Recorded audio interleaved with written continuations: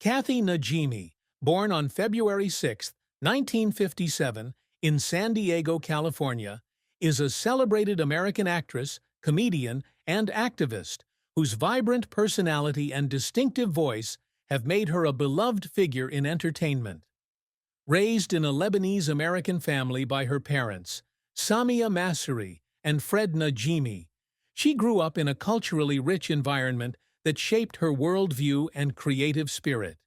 Yet, beneath her infectious laughter and larger-than-life presence lies a profound sorrow that has quietly defined much of her life. The greatest sadness Kathy Najimy has faced is the persistent feeling of being an outsider, a sense of not fully belonging in the worlds she inhabits, whether in Hollywood, her personal relationships, or even within her own cultural identity. As a woman of Lebanese descent in a predominantly white industry, she often felt caught between worlds, neither fully embraced by mainstream America nor entirely connected to her ancestral roots. This sense of displacement was compounded by the pressure to conform to Hollywood's narrow standards of beauty and femininity, which clashed with her bold, unapologetic persona. In rare moments of vulnerability, she has shared that there were nights when she would sit alone, staring at old family photos, wondering if she had betrayed her heritage by assimilating into a world that didn't always understand her. The weight of this sadness, though often masked by her humor, has been a constant companion, shaping her resilience and her commitment to authenticity. This sorrow is not merely a product of external rejection, but also an internal struggle.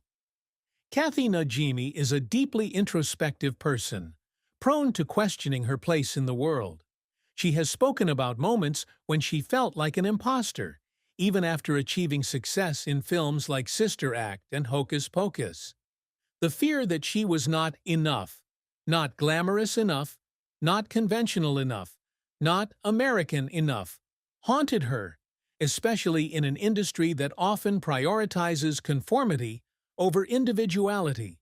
She recalls standing in casting rooms, hearing whispers about her unconventional looks or her strong personality, and feeling a pang of isolation that lingered long after the auditions ended.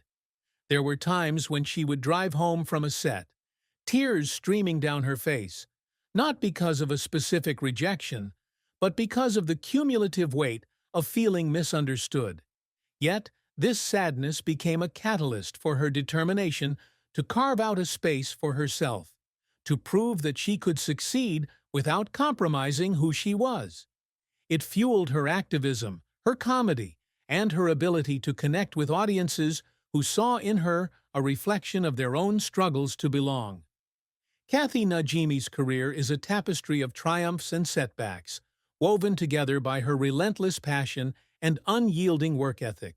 She first gained prominence in the early 1990s with her role as Sister Mary Patrick in Sister Act, 1992, a performance that showcased her comedic timing and infectious energy.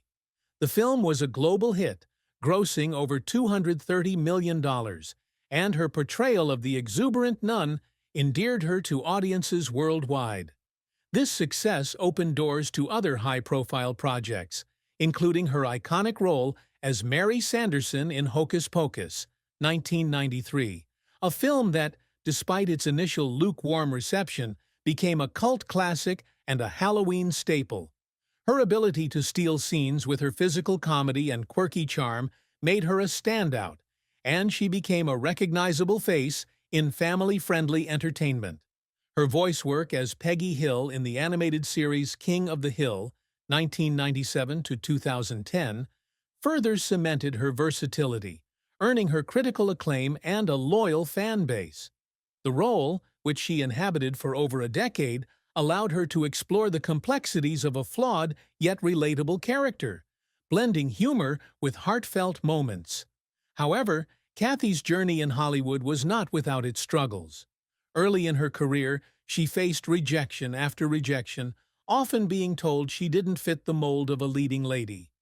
Casting directors would praise her talent, but hesitate to cast her in major roles, citing her unconventional appearance or her strong personality as too much.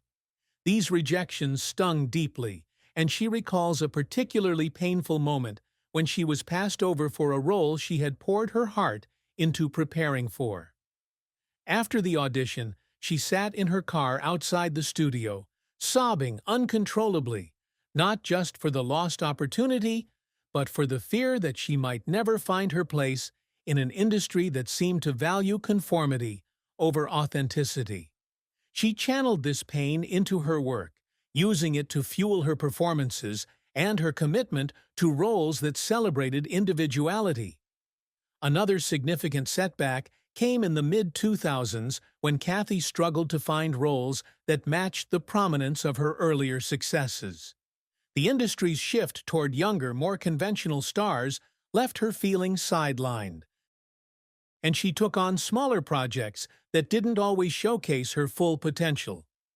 One such project was a sitcom pilot that she poured her heart into, only to see it canceled before airing. The failure hit her hard, and she spent days replaying the experience in her mind, wondering if she had lost her edge. She would sit in her home office, surrounded by scripts and awards, tears welling up as she questioned whether her best days were behind her. Yet, she refused to give up. She took acting classes, worked on her craft, and sought out roles that allowed her to shine, even if they were supporting parts. Her perseverance paid off with roles in shows like Veep and Younger, where she proved she could still command the screen with her wit and warmth. Kathie's efforts to break into writing and producing also met with mixed results. She co-created the feminist comedy show The Kathie and Mo Show with Mo Gaffney, a project that earned critical praise and a loyal following in the theater world. Performing the show off-Broadway was a labor of love, but the grueling schedule and financial uncertainty took a toll. There were nights when she would collapse backstage after a performance, exhausted and emotional, crying not just from fatigue, but from the fear that the show wouldn't reach the wider audience it deserved. Despite these challenges, the show's success in feminist and LGBTQ+ circles became a point of pride, and it remains a testament to her ability to create meaningful art.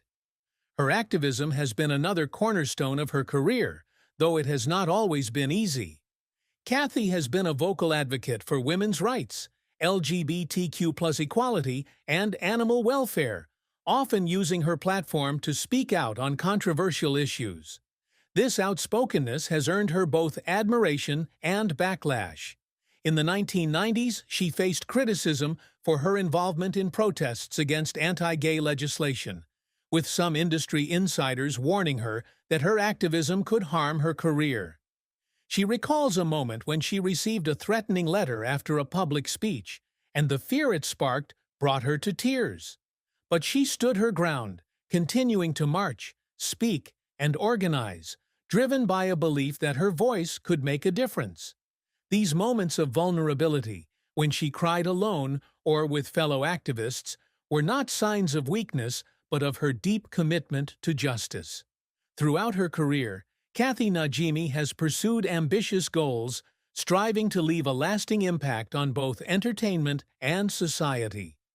One of her primary aspirations has been to redefine what it means to be a leading woman in Hollywood. She has consistently sought roles that challenge stereotypes, portraying characters who are funny, flawed, and fiercely independent. Her work in Hocus Pocus and King of the Hill reflects this ambition, as she brought depth to characters who might otherwise have been one-dimensional. She has also worked tirelessly to mentor younger actors, particularly women and people of color, encouraging them to embrace their uniqueness. At industry events, she would spend hours talking to aspiring performers, sharing stories of her own struggles and urging them to persevere. These interactions, though exhausting, were deeply fulfilling, and she saw them as a way to give back to an industry that had both embraced and challenged her. Another goal has been to expand her creative influence through writing and producing. The Kathie and Mo Show was a step toward this, and she has continued to develop projects that amplify underrepresented voices. She has spoken about her dream of producing a film or series that explores her Lebanese heritage, a project she sees as a way to reconnect with her roots and honor her parents' legacy. Though this goal remains unrealized, she has spent years researching and pitching ideas, determined to bring such a story to life. Her activism is also a key part of her legacy. She has aimed to create tangible change, whether through fundraising for organizations like Planned Parenthood or advocating for marriage equality. One of her proudest moments was attending the legalization of same-sex marriage in California, where she wept with joy alongside friends and allies, feeling that her years of activism had contributed to a historic victory. Kathy's commitment to these goals has not come without sacrifice. She has often prioritized her principles over financial gain, turning down roles that conflicted with her values. She recalls a time when she declined a lucrative commercial deal because the company had a history of discriminatory practices. The decision was difficult, and she spent nights wrestling with the choice, tears falling as she weighed her integrity against her family's financial security. But she stood firm, believing that her legacy would be defined not by wealth, but by the impact she made. Her determination to achieve these goals has made her a role model for those who value authenticity and purpose over fame. In her PE